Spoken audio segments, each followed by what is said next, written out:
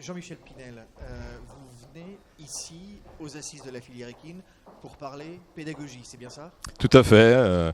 On m'a demandé d'intervenir non pas sur les formations proprement dit, puisque les formations sont très normées, ce qu'on appelle le RNCP, Répertoire National des Certifications Professionnelles, où il y a le BP, le DE et le DES, mais ça tout le monde le fait dans tous les sports.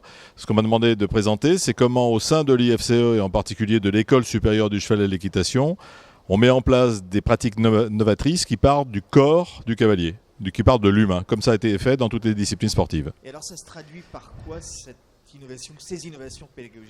Alors c'est-à-dire que quand vous êtes, vous monsieur, vous avez tous une manière de fonctionner.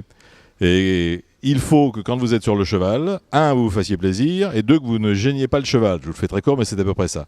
Et donc, à travers différentes techniques, on est capable de proposer des situations pédagogiques où, de 7 à 77 ans, les gens se font plaisir à cheval.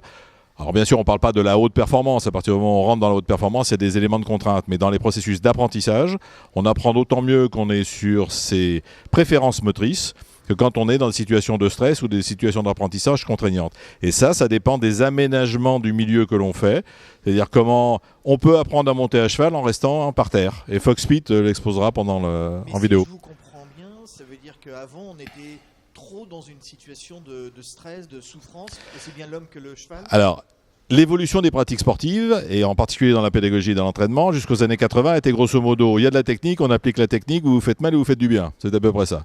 On s'est rendu compte au haut niveau et à la base qu'au haut niveau, on cassait, parce qu'il y avait beaucoup d'entraînement, on mettait du volume, puis à un moment le corps disait on arrête.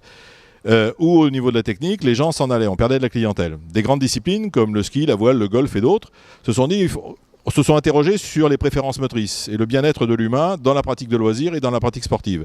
Dans la pratique sportive, on a réduit le nombre de volumes d'entraînement et on est rentré plus dans la qualité, dans la connaissance de l'humain, sur la physiologie, la biomécanique, la psychologie et la sociologie.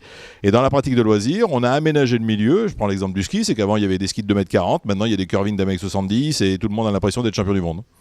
Et donc, ces innovations, c'est pourquoi? C'est pour faire en sorte d'attirer plus en plus d'adeptes de l'équitation, par exemple? Nous, en tant qu'école formatrice, notre travail, c'est de donner à nos formés, donc aux jeunes qui vont faire ce métier, un panel de compétences, de façon à ce qu'ils puissent vivre 40, 41, 42, 43 ans avant la retraite, s'ils y arrivent, pour faire vivre leur boutique. Donc il faut qu'ils soient capables d'accueillir le petit de 7 ans, le gamin de 14 ans, l'adulte de 25 ans, la personne de 50 ans qui veut plus monter à cheval, qui fait des activités, tout en se faisant plaisir, sur et autour du cheval, et en étant capable de mobiliser des fonds pour faire fonctionner le commerce.